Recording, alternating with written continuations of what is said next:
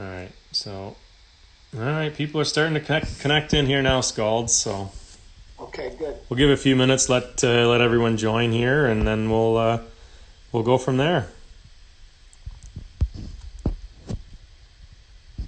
Hello, everybody. We're just kind of letting everybody join in here. We'll give it a few minutes, and then we'll get our WebEx Instagram Live video going here.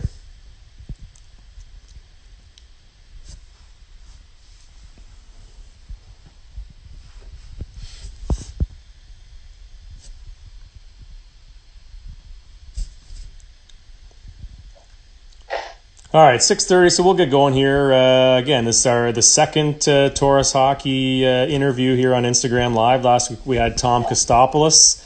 Tonight's guest is the current assistant coach with the Wilkes-Barre Scranton Penguins, former head coach in the OHL with the Guelph Storm, and an American Hockey League head coach with Norfolk. He was the former Pittsburgh Penguin development coach prior to merging into this Wilkes-Barre assistant job. As a player, won a Memorial Cup for the Oshawa Generals, drafted in the second round of the 1989 NHL draft. 18-year pro career with NHL stops in New Jersey, Calgary, San Jose, Atlanta, and Philadelphia. Another good friend of mine. Ladies and gentlemen, please welcome Jarrod Skalde. How you doing, guys?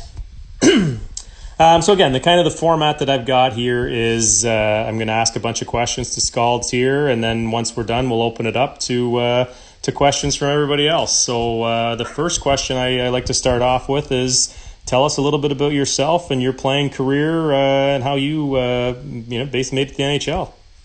Well, I started off, I grew up in Niagara Falls, Ontario, and my goals growing up is most kids want to play in the National Hockey League, but getting to the Ontario Hockey League was something that, was an obsessive type thing that I grew up watching the Niagara Falls Flyers, watching the OHL, and then finally when I got that opportunity, getting drafted in the first round by Oshawa, and the chance to play in the league was something just incredible. And of course, it's one step closer to the ultimate goal of trying to get to the National Hockey League. And after 2 years, I was fortunate to get drafted by the New Jersey Devils, and from there you just keep working at it. So like a lot of the young guys, players that have just been drafted, players that are playing in the Ontario Hockey League right now, it was just an absolute privilege and an honor to play in the league and get to know the league and play with some great players. And like you said, Casey had the opportunity to win a Memorial Cup with the Oshawa Generals. So I look back on those memories and in my time in the Ontario Hockey League very fondly and consider myself very fortunate. Moving on to National Hockey League in New Jersey, another organization that was on its way up, but you knew they were doing things right with Lou Lamoriello and building a great nucleus there. And the lessons learned in New Jersey under Lou Lamoriello, things that I carried on throughout my career and into my coaching career up to this date. And a lot of the lessons you learn from a guy like Lou Lamoriello, and a lot of people in the Toronto area got to witness firsthand what he's capable of and what type of leader he is. So very fortunate to start my career that way. And I know, and now going back to Oshawa too, you also played with a big time junior prospect at the time was Eric Lindros. What was it like playing with the hoopla surrounding him as a junior? Because he was high profile as it gets. I could not imagine if it was today's day and age with social media and the media coverage. We had, I believe, TSN and CBC were the only two outlets that came, but it was incredible. I mean, I don't know if everybody knows the complete backdrop. Back in those days in 1989, Lindros went first overall to the Sioux Greyhounds and refused to go, did not want to go play for the Greyhounds, but the OHL had a rule there for the first half. David Branch made a decision, which obviously is called the Lindros rule, right before the World Junior announced that he changed the rule that you can trade your first round pick. So then all the hype started. That's when it really started getting real. And he put a list together of 4 or 5 teams in the Toronto area that he would play for, and Oshawa was on that list. So we were already one of the best teams in the league, one of the best teams in Canada, record-wise and all that. And then to land Lindros was just an incredible moment. But to see him for the first time, how physically mature he was, how dominant he was, how skilled he was, how competitive he was. The biggest thing is how tough he was, because he's 16 years old and he comes to us, and this is a different league than it is today. There was scrappers, there was a lot of toughness, there was guys that had roles, that was what they were going to do, and everybody challenged Lindros, and he didn't back down from anybody. I mean, he was fighting 20-year-olds, he was fighting 19-year-olds, didn't back down from anybody. It was really impressive, and going into buildings and seeing the packed places in Sudbury and Kingston and different places was great. And then seeing a little bit of the hostility that he had to face, for whatever reason, it was almost had a feeling people wanted to see him fail, that he wasn't as good as the hype and not going to be the next one like Gretzky. And so he had a lot to deal with, and it was absolutely amazing how he handled it, what a teammate he was. And of course, on the ice, just the dominance was incredible. I mean, I've not seen someone come along like that. We've seen some great players over the last 30 years coming to the Ontario League and different leagues and into the National Hockey League. But the whole package that Lindros presented was something incredible and something we haven't seen since. Awesome. Now, you have kind of two parts of your career. There was your playing career, and then you got into coaching. So how quickly after finishing coaching or playing did you start coaching? And tell us a little bit about your coaching journey as well. Well, I played for 17 years, and I remember I got the opportunity with the San Jose Sharks to go to Japan, and I believe it was the 99 season. We played 2 regular season games against the Calgary Flames in Tokyo, and it was just an incredible experience. So I always had in my mind at the end of my career, I'd love to go back. There is a professional league over there, believe it or not, and my last year, I knew I could probably squeeze out one more season. I talked to my agent, and I asked him to get me to Japan. And so I was 36, 37 years old, and I went over there for a year, and it was great, and great experience. And that's probably for another show. We could just Part 2. Yeah, when I came back, not quite sure what I wanted to do. I knew I wanted to stay in hockey. I've always liked the coaching aspect of it, and I caught a big break. A former general manager of mine was running the Bloomington Prairie Thunder in a league. It was called the IHL, and he called me and asked me what I was doing, and I'd want to be the head coach, director of hockey operations. Now, the thing is, you play 17 years, and you have a lot of experiences, and you've played on a lot of teams in different countries, and I have a strong grasp that I believe I know what I'm doing. And I remember I went through the interview process, did very well, got the job, had a press conference, felt very comfortable. And then I remember I went down to my office and looked around. There was a phone, there was a computer, staples, paper clips, and I realized at that point I don't have a clue what I'm doing. I got all this experience playing, and now I'm like, how do you build a hockey team at a level I've never even played at? I don't know a single player. I got a list of players in front of me that potentially could come back. I don't know any of these guys. So first thing I did, it goes back to Lou Lamoriello. I tried to just kind of channel some things that, Lou did. And I actually put on my screen saver on my computer was a picture of Lou just to remind me every day of, what would Lou do? What would Lou do in this situation? So when a tough decision came up, on whether to sign a player or not, or to trade a player, I tried to channel as much of Lou Lamoriello as I could, and it seemed to work. I mean, you get to speed pretty quick. You can start calling agents and stuff, and it was good. It was a lot of work. It was such a learning curve with running a salary cap, team travel, all that stuff. And at the end of the day, you're there to coach too, so you have to implement your systems and understanding what type of style do you want to play. What happens a lot of times with coaches is that they want to build a team of guys what they played like. So in my mind, I just wanted to have the highest skilled team, and you need other pieces. So building a team is it's a lot of fun, but you've got to get outside of yourself a little bit too, because you can't have everybody that played like you. And you can still see some coaches today that might have been fourth line tough guys, and now they might be coaching the American Hockey League, and they're very good coaches, but generally their teams are going to be tough too.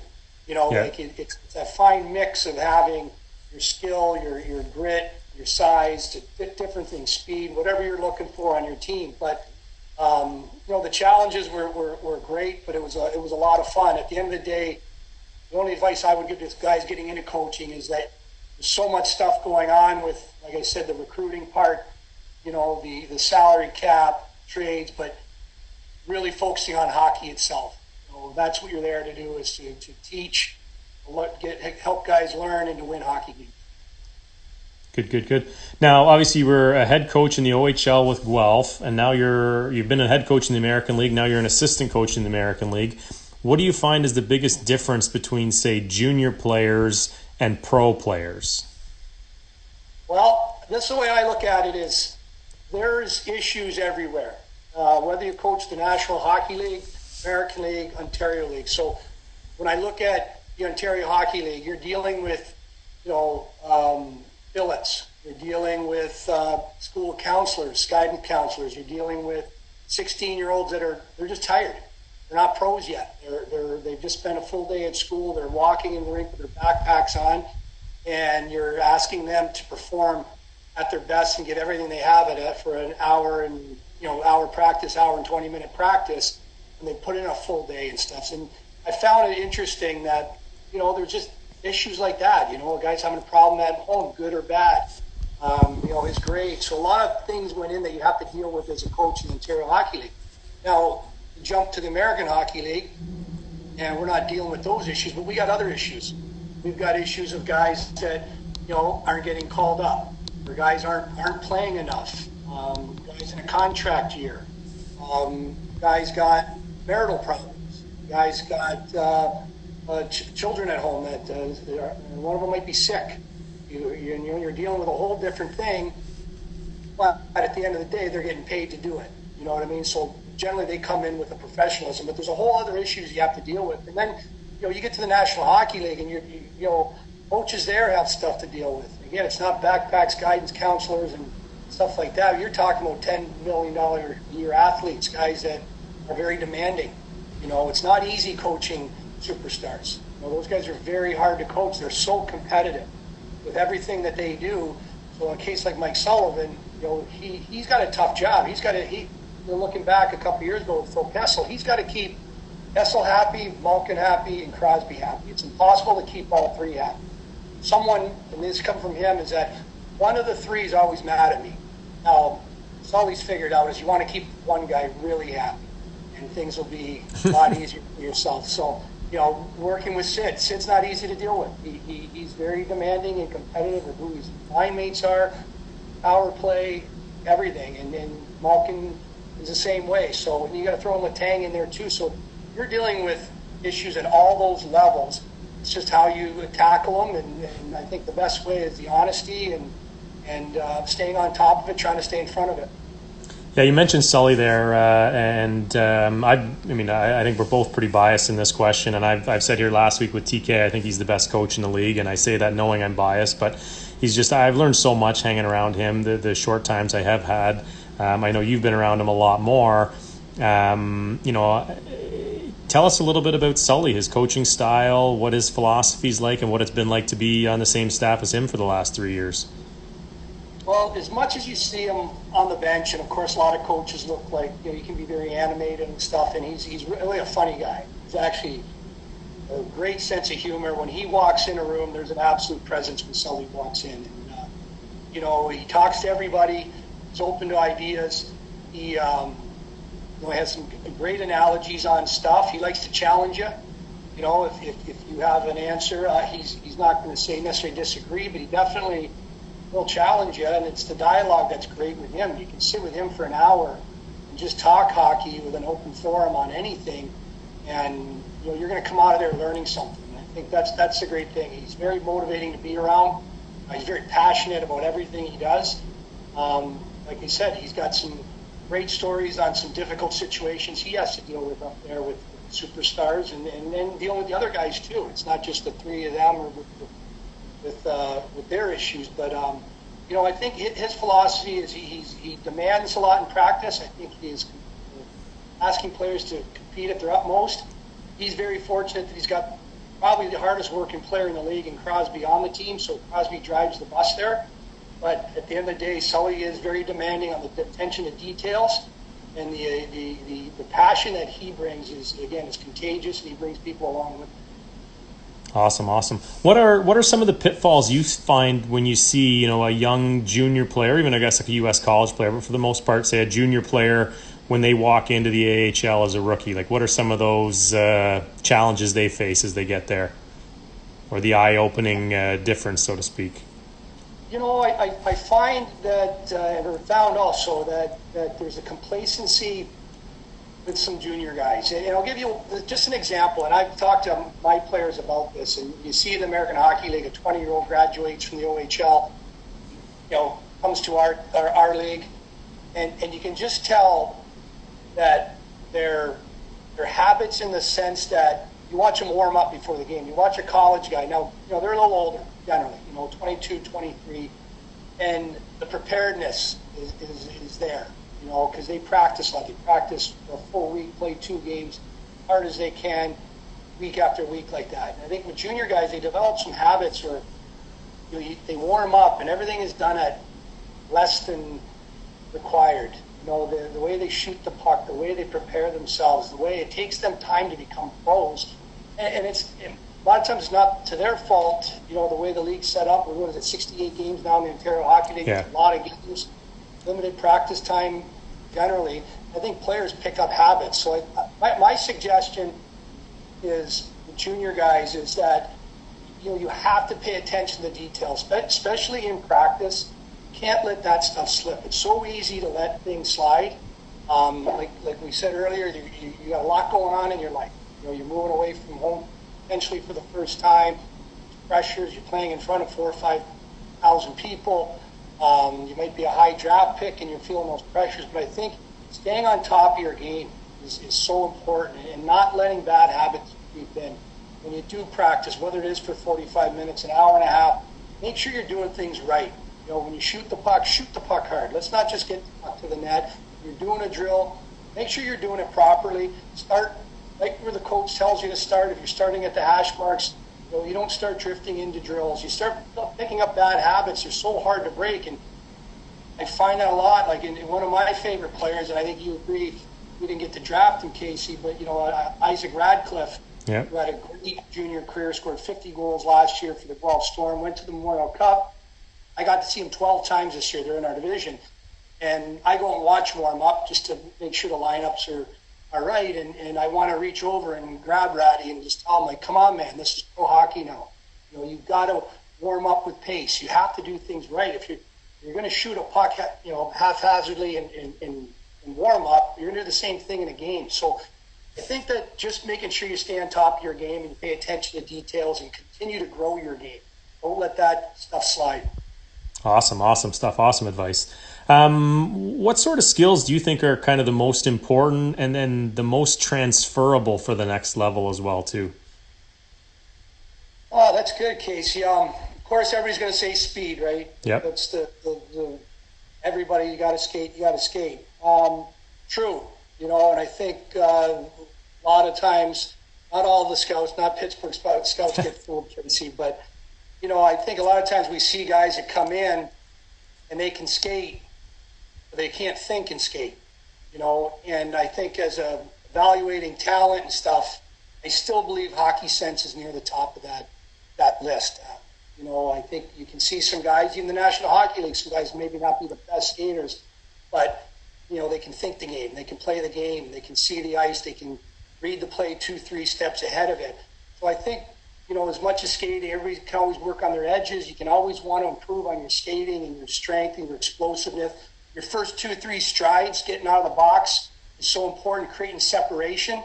Guys that can separate generally find, obviously, it creates more space for themselves, more time and space. But I also think that thinking the game, and one of the biggest reasons, and we do it in Pittsburgh and in Wilkes-Barre, is small area games are so critical because that's where you have to think. You have to work with whether it's 3-on-3 or whether it's a 2-on-2 or a different type of game. Is hockey sense has to come into that. Hockey sense and compete and all those things. But I really think, making sure your hockey sense where it needs to be is good because, we see skill is at an all-time high now. All the kids today, whether they go to hockey academies or or hockey schools or whatever they're doing, private lessons. The skill level now is just incredible across the board of all the kids coming up. We're going to continue to work on that. I think it's great. But you want to make sure you work on skills that are transferable to the game. And we get caught in it too in the pro game. After practice, you see guys doing things, working on something that doesn't transfer into a game. So you got to still remember, like coming down the wing and shooting in stride through a defenseman's stick. I mean, that's a skill. It still needs to be worked on. Like all the simple stuff, skill-wise, have got to be continue to be honed. You look at a kid like Svetnikov for Carolina, scores 2 goals cross style this year. Well, and that's great. I have no problem with that. I thought that was just very creative. Some players have tried it over the years. But, I find that players work on way too much of that stuff than need to, especially if you're limited with ice time, you're limited with practice time. I think there's so many other skills that you've got to continue to improve on and get better at that are transferable into the game. And I'm not saying that's not something if you feel that you want to add that to your bag, a move like that or something. But just don't let the other skills slide. Continue to work on the simple skills of getting pucks up in the blue paint, top of the net, using your backhand, tipping pucks, pulling a puck in like an Austin Matthews type shot where he can pull and shoot it. Things like that are so important to work on after practice and continue to develop those skills and make sure you stay on top of those. Yeah, that's awesome. That's awesome. Do you guys work on skills, individual skills like that on a daily basis in Wilkes-Barre? I know we have Ty Hennis, obviously, with the Penguins. Does he come down all that often, or? Yeah, I feel for Ty. We had such a tough year in Pittsburgh injury-wise. We saw Ty, I believe, twice, which was completely not normal. He generally comes down once a month, but with Pitt's injuries and all that, he spent 95% of his time in Pittsburgh. So, which was great for myself, assistant coach JD Forrest. Every day we work on something. So we put together a practice plan. We go through what we need systems-wise, conditioning-wise, whatever that may be as a coaching staff, we decide we're going to do that day. And then JD takes the defenseman, and they do all kinds of stuff, whether it's puck retrievals, going back for pucks, different breakouts that we want to use, making sure toe caps are facing up ice. We're not paying ourselves in the corner on a breakout on a D-to-D overcall. Gap control, that's something that he would really work on. We make sure our goalies get what they need after practice. We were in a unique situation this year. We had 3 goalies with Casey DeSmith coming down to us. So, we had to make sure that they got extra reps in after practice. And then I take the forwards. I'll work on all kinds of different things, pulling pucks and shooting it, collecting a puck on your backhand, getting it off, all kinds of small area things after practice. And what we try to do is DD would get one end for the D, our goalies in the other, and some forwards there to shoot, and I would take the rest of the forwards, say at neutral zone, which, you put a third net out there, and you can just work on all kinds of things you don't generally have time to work on throughout a season, but if you stay on top of it like we've been talking about, there's opportunity there. So no, we work on individual skills every day. We do something, and even if we're busy, you can generally grab 1 or 2 guys too that, when we played 3-3 or we're in the middle of a 4 and 5, there's still some stuff that's not taxing to players that you can continue to work on.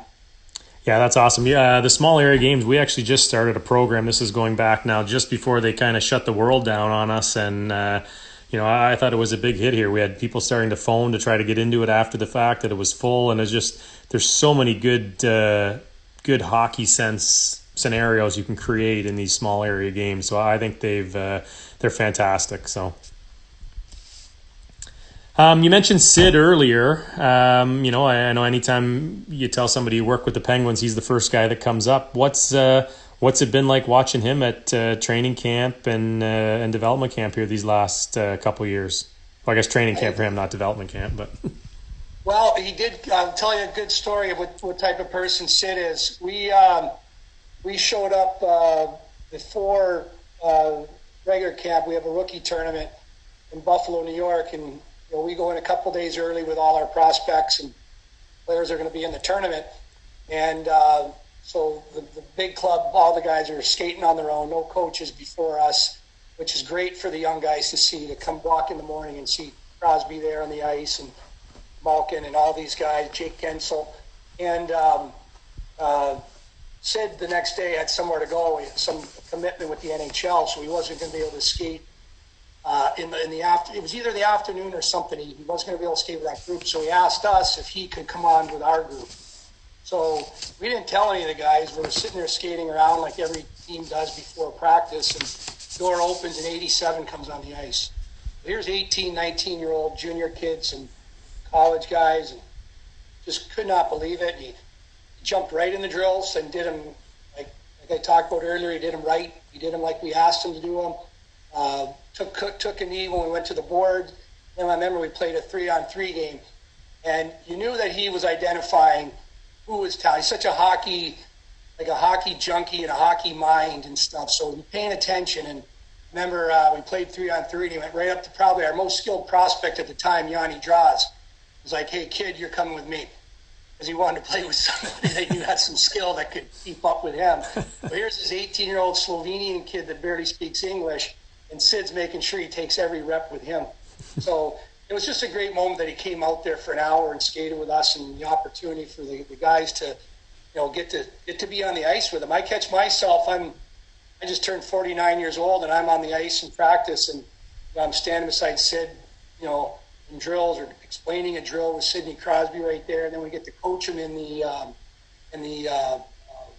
inter-squad games. And I always try to make sure I get Sid's team because he's so competitive in those. He's always talking to his line mates, whether it doesn't have to be Gensel, anybody, talking about the game and trying to improve himself and trying to help people around him get better. So just to watch him compete so hard on every single drill is just absolutely incredible. Like you can't not watch him. And this, Casey, we sit there, a whole group of us watching practices at training camp, and your eyes just don't go off him. You're trying to watch other players, but then you just get so drawn into him by what he's doing out there, how hard he works, how competitive, how good he is.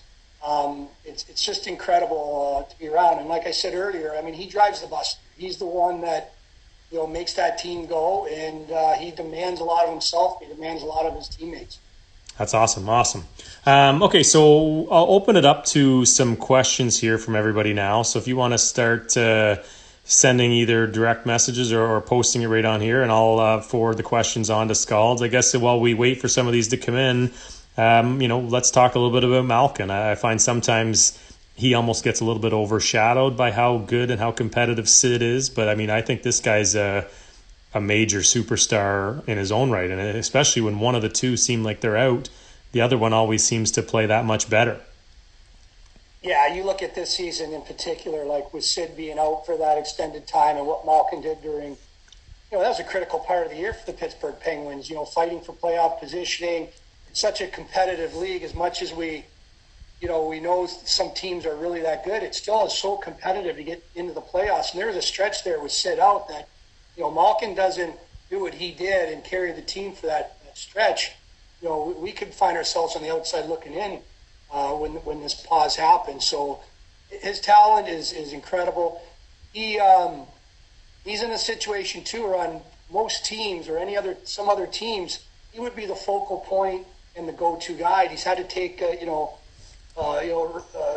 he's running shotgun with Sid, knowing that Sid is the best player in the world, best player on the team, and to give him credit, he I'm not saying accepts it, he understands it, because the two of them together, what they can do and win cups, they know they need each other. So you're right there, Casey. We talk about Sid a lot. Gino's a different player, different personality, highly competitive also, very proud Russian player. And again, another guy with that combination of size and skill and skating ability. It's a blessing the organization has two players like that. Awesome. This was a question that came in last week from Zach Lavoie, who was a first-round pick of the Mississauga Steelheads. But good question for you because you were a head coach in the OHL as well too. Any advice for a young 16-year-old player just drafted walking into their first OHL training camp or season? Yeah, I was going to touch on this when you asked the question earlier, and I got off track a bit. one thing about young guys going in, your first OHL camp, it's nerve-wracking, intimidating. You have expectations, you're a first-round pick. My advice to you is this, and I hope it comes across the right way, is that don't take a back seat to people. You were selected there for a reason. There's a reason why Mississauga and some of the other teams and other players that are either listening or there's a reason you're drafted. Now, be respectful. I think that's the biggest thing too, is be respectful to your teammates, the organization, your trainers especially. But go in there and be yourself. Go in there with the confidence. And the only way to go in with confidence is doing the right things in the summertime, building up, like we talked about, working on your skills, and going there knowing that you belong. You belong there. There is a learning curve. It's a tough league, a very, very difficult league to establish yourself early on. If it doesn't start off the way you anticipate, like every kid is going in there anticipating having a great start, you stay with it. It changes quickly in that league. So fast from a 16-year-old in August and September, then you can go back and see him in January, and it's like a light switch went off, and he's a completely different player. You see the confidence in him. So, go in there knowing that you belong. You belong there, and you're there for a reason. And I'll give you a personal example myself.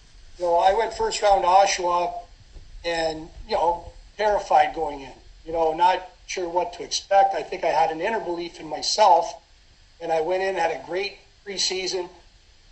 Everything went well. And then once the regular season started, I just couldn't get going. There was games I felt overmatched. I just felt I wasn't strong enough. I wasn't fast enough. I wasn't good enough. And it kind of starts building. You give your confidence away. And I remember it was a Christmas time, and I had 2 goals. First round pick with 2 goals at Christmas time. So I'm feeling that pressure. And I went away to the U16, representing Team Ontario, a whole different kind of setup, I believe, than what it is like now. But I got to play with my peers. And over that term, I realized that, some of them are struggling too. And I realized that I am a good player. And I came back a completely different player, full of confidence, and I was able to carry that over onto the ice in the Ontario Hockey League and end up scoring, I believe, 10 goals from Christmas on to the end of the regular season. And then the jump the next year, once you get stronger, the league, you can just take off from there. So, believe in yourself, believe in your abilities. You belong there. You're there for a reason. Have some fun with it. Have some fun with your teammates. Continue to just work and stay focused. All right, coaching question here, Skalde. A game scenario here. Tight playoff game, late, the game's tied. Puck's in your D zone, and it comes out fast. You guys exit the zone, looks like it's going to be a 3-on-2 rush. Are you asking to get the puck deep, or are you going to play the rush? Oh, so it's say that scenario again. It's a tie game? Tie game, late in the playoffs. You're in the D zone. You got a tired forward unit out. Puck comes out, the forwards get a fast break. It's a 3-on-2. You asking them to play it out? You want the puck deep? How would you approach that scenario? Personally, I would play it out. I mean, I think you take advantage of those things. But that said, we got to make sure we manage the puck. We're not looking for any offensive zone turnover from there. You got to respect we call them respect your driver, the middle lane driver going. You have your wide lateral guy. Puck carrier's got to make sure he makes a good decision with that puck. But I would highly encourage in a situation like that to make sure you try and get an opportunity off of that. Good. Here was another question. Any tips or advice for a young defenseman either going into the OHL or maybe even a 3 or 4 year older defensemen, what they can do to, take their game to the next level, what they can improve on going into pro? Biggest thing is move the puck. And I know you've been told that your whole life and stuff, but I found that where especially young defensemen get into trouble in the Ontario Hockey League or young guys come into our league and the American League is that, that they overhandle pucks, or they try to, write the play instead of make the play. Make the play that's presented in front of you. That's the quickest way to have success as a defenseman is to make sure you just make the play. Don't try to look at option 1, option 2, option 3. Make the first best option available to you. And it's going to just complete your game. It's going to simplify the game. You'll get in less trouble. You'll spend less time in your own zone. So make plays, move the puck, advance the puck up. The other thing too is that getting back for pucks. So here's a scenario, you're the right defenseman, it's chipped into the right corner. That left defenseman, you find a lot of young guys will sit there and watch and see what their partner is going to do instead of helping them out and working back. Your job is just beginning as that left defenseman now. Either you're working as hard as you can to get below the goal line for an over. The key is getting back early enough so you can get back facing up ice. So you don't want to receive that over on your backhand, say, with your back facing the play. You want to work back as quick as you can to the far corner below the goal line, right around the trapezoid line. You want to make sure you pivot your body, you get that over. Now the ice is in front of you. You can see what's going on. And now you can make that play quickly. So I believe the two biggest things, what I said, was just moving the puck. Don't write the play, make the play. The other one is getting back 4 pucks as quick as you can, get your toe caps up ice so you can read the play from there. Awesome. And what about, say, forwards? Same question for the forwards. Any tips or advice for young forwards, either entering the OHL or going from the OHL to junior? Or to pro, sorry. I think the biggest thing is situational awareness for a lot of forwards too, is that, we talked about that scenario on the 3-on-2, right? You've got to make plays with the puck. As a coach, you want to encourage guys to make plays, but also there's a time and place that I find young guys get themselves in trouble with. An offensive blue line, a defensive blue line. Just recognizing the situation when there's trouble. There's times to make a play. There's a time to get rid of a puck and make the smart play. Different situations. So the blue lines are critical for a forward. I also believe too is that making sure, like a defenseman working to get back, puck's chipped into the corner.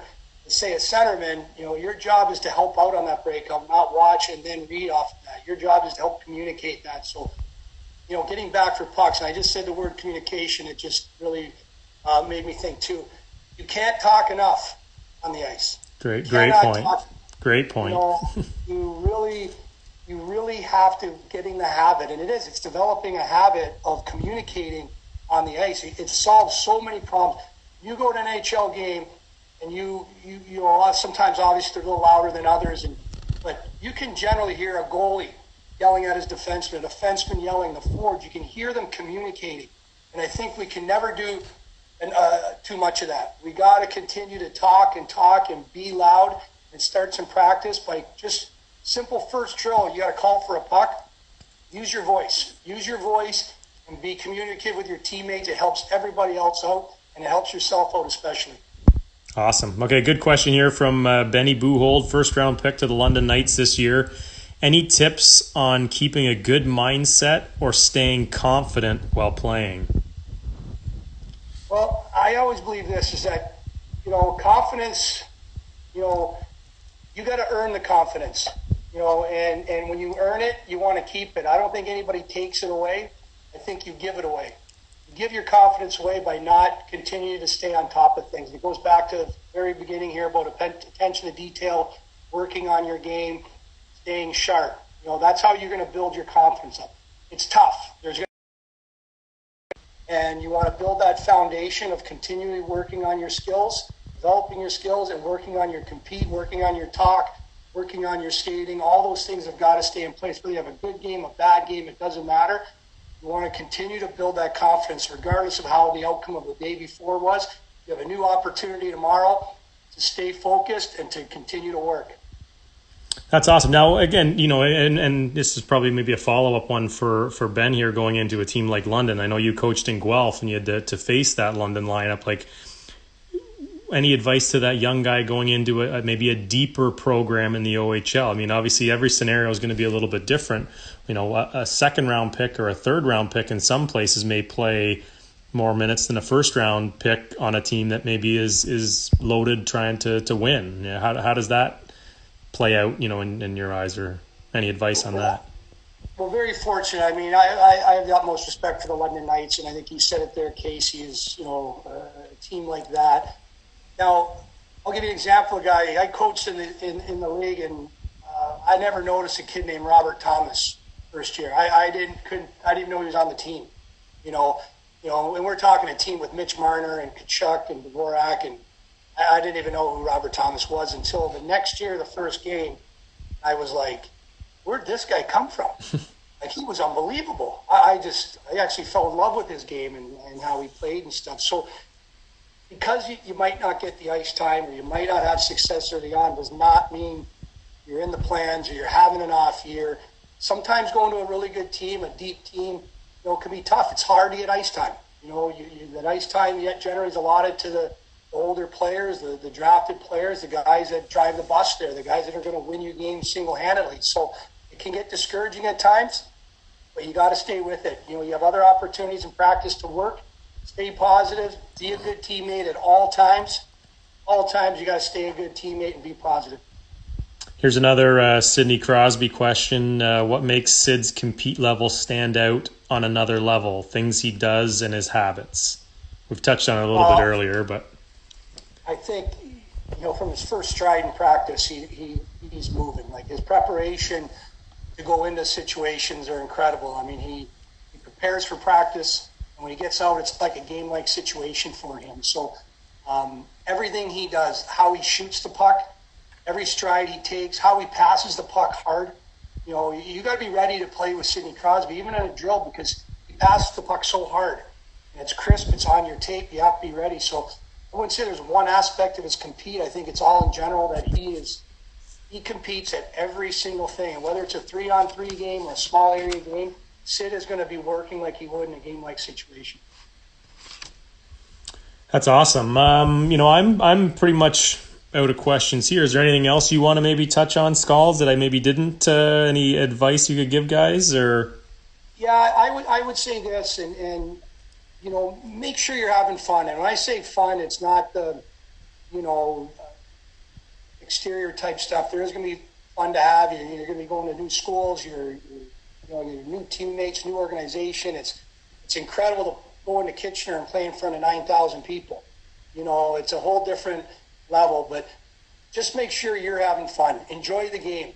It's such a great game. It's such a privilege to walk in. And the one thing I did a long time ago, and I've realized it over the years, it helps, is that every time I walk into an arena, I take a second to pause and just realize how grateful I am. And I get to come into a hockey arena and go to work every day.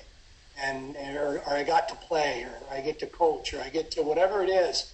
It's an absolute privilege to walk into a hockey arena and get to go to work every day and have fun.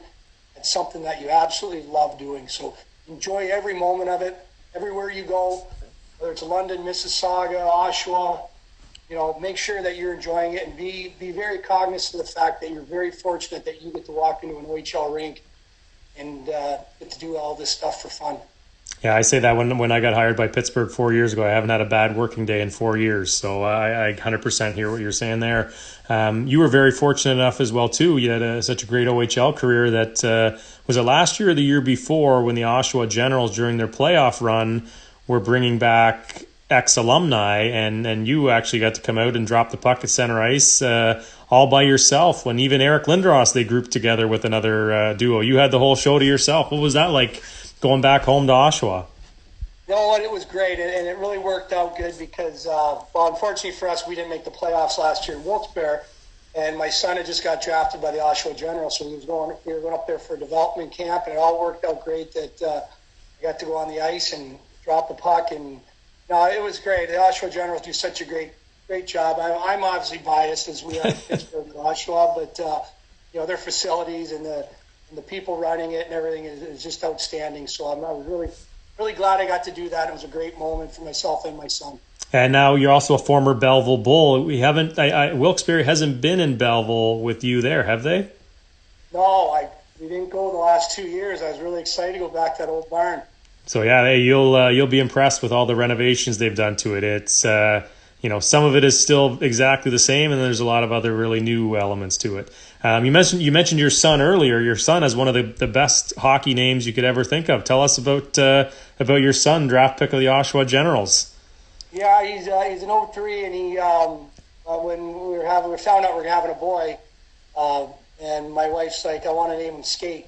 And I was like, there's no way I can't have my son Skate Skalde. Like, there's no way. And as I thought about it more, and I was like, yeah, let's do it. So, he got a lot of press over that when he got drafted last year for having most unique name in the draft, Skate Skalde. So, it was great that he's drafted by Oshawa, and a team that I had so much fun playing for and winning, and it was great, and it's a great honor that he was selected by Oshawa. All right, that's awesome, buddy. Thanks so much for taking some time here tonight, and I'm sure everybody got a lot of good info and advice from this. So thanks again.